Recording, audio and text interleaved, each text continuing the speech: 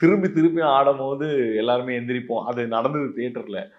அது வந்து நம்ம அங்கேயே கணிச்சதுனால அது அது அது பண்ணும். அப்படி சார்கிட்ட சொன்னோம் சார். அகைன் ஓகேவா அப்படின்னு தான் கேட்டாரு.